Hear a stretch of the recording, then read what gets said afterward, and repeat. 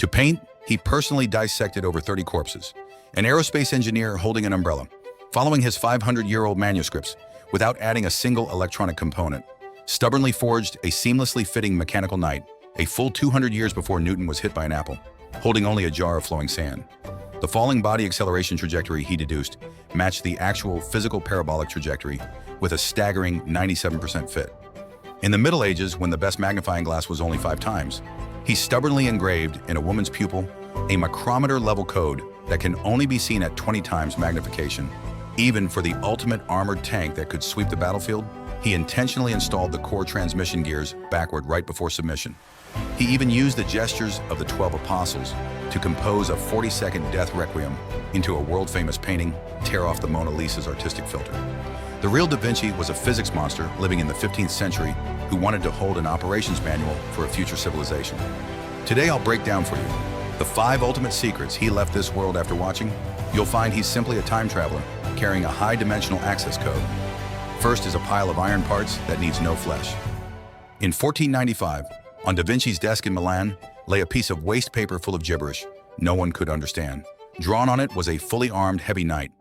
Eerily, there was no living person inside the armor, replaced by densely packed gears, cables, pulleys, and levers. This wasn't graffiti. This was human history's first complete engineering drawing of a humanoid robot.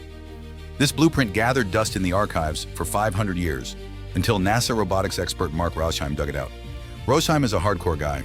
He decided to completely forego modern technology, relying purely on materials available in the 15th century, wood, leather, and brass, to one-to-one replicate this Iron Knight. The moment the result came out, all the engineers present were stunned. This pile of iron bones stood up, the bending amplitude of the arms, the fluid engagement of the joints, as smooth as living human muscle. No lag whatsoever, no calculation deviation. Inside the core chassis hid 2 independent mechanical systems. One managed the arms, shoulders, and wrists, the other managed the thighs and ankles. You should know the term biomechanics wouldn't be invented by humans for another 400 years. How did Da Vinci know how many degrees of freedom the human cervical spine required? The answer carries the pungent smell of formaldehyde. To crack the ultimate code of the joints, he sneaked into the Florence morgue under the cover of night. In his lifetime, he personally dissected over 30 corpses. No sterile operating rooms, only a scalpel and flickering candlelight. He sliced through skin and flesh, stripped away fat, inch by inch, reverse-engineered human muscles, tendons, and bones, drawing them into mechanical transmission diagrams. Risking execution for heresy by the church, he converted all the limits of human motion into the rotation angles of gears. Second is a ground tank deliberately deadlocked. Da Vinci wasn't just a painter. His hidden identity was the 15th century's top-tier arms contractor. To get money for research, he designed a true behemoth of war. For the Duke of Milan, Ludovico Sforza, an armored tank. This wasn't a joke. Turtle shell-shaped sloped armor perfectly utilized the ricochet principle. The chassis was surrounded by light cannons achieving 360-degree firepower coverage with no blind spots. Topped with an observation tower, chassis driven manually by 8 people. This was practically a WWWI tank in a Renaissance limited edition. The entire blueprint was seamless, dimensions accurate to the millimeter. But something bizarre happened. When modern engineers ran a 3D computer model, this invincible tank actually seized up on the spot. Its front and rear wheel gears were designed to rotate in opposite directions. The moment force was applied, the wheels instantly locked themselves. How could a demon who could calculate robot joints to several decimal places make such a basic gear mistake? It's like a guy who can derive nuclear explosion formulas on an abacus, suddenly getting 1 + 1 wrong. Many military historians gave a chilling answer. He did it on purpose. Da Vinci was an extreme pacifist. In his private diaries, he cursed war as the madness of beasts, but he needed astronomical R&D funding. So he took the warlord's dirty money, drew the world's most perfect killing machine, and then, at the very last moment before submission, he sneered, and quietly drew 2 transmission gears backward. He added a physical password lock to the Grim Reaper, completely cutting off the possibility of medieval tyrants turning the blueprint into a real meat grinder. Third is the dead man's code sealed away on the monastery wall. Machinery and steel were just his side hustles. The third shocking secret was sealed away on the wall of Santa Maria delle Grazie in Milan, the Last Supper.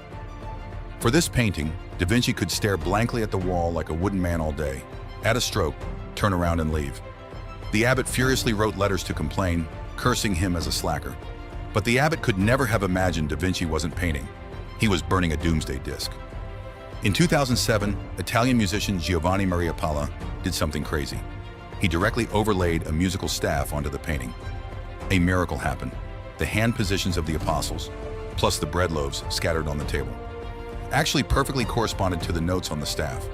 According to DaVinci's mirrored writing habit of reading right to left, playing these notes in reverse made a pipe organ pour out. A 40-second long musical piece, not a hymn, but a solemn, oppressive death requiem, as if staring into the abyss. Perfect counterpoint, seamless classical harmony, forcefully written into a bunch of hand gestures. You think that's it? Vatican researcher Sabrina discovered another set of even more suffocating mathematical codes in the lunette window above Jesus. Through extremely complex geometric ratio deduction, later researchers horrifiedly discovered he seemed to have welded a doomsday coordinate into the painting. March 21st, 4006 AD, the vernal equinox. A maniac extremely reliant on data and empirical evidence would absolutely never fabricate out of thin air. What phenomenon did he observe? What calculation model did he use? All became a dead end taken to the grave, leaving only a set of reflections mocking later generations. Fourth is the micrometer-level code hidden in the pupil. Behind bulletproof glass at the Louvre, the Mona Lisa has been stared at by all of humanity for 500 years. Countless people take selfies and write poetry, discussing her elusive smile, but almost all of humanity missed the truly hardcore information. Until 2010, high-resolution multispectral scanners were shoved right up to the canvas.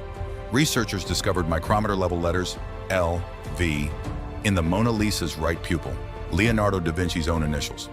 The number 72 is strikingly carved on the bridge arch in the background. In the mystical tradition, this represents the name of God. Just how small are these characters? Less than 1 millimeter. Even if you press your bare eyes to the frame, you absolutely cannot see them. This completely defies the laws of human optics. The most top-tier lenses that could be made in the 15th century could at best magnify 5 times. To paint this kind of micro-carving, you must have magnification equipment of 20 times or more, plus a paintbrush thinner than a human hair. A reasonable speculation is he might have possessed extraordinarily rare extreme vision, paired with self-made simple magnifying tools, reaching this almost inhuman precision. But regardless, this micro-carving ability has shattered the physiological limits of carbon-based life. The Mona Lisa isn't just smiling, she is clearly hiding a set of optical codes in her pupil that mocks human civilization for 500 years. Fifth is the law of gravity derived from a jar of sand. If the previous 4 are barely considered extreme operations of engineering and art, then this last discovery directly killed its way into the absolute forbidden zone of modern physics.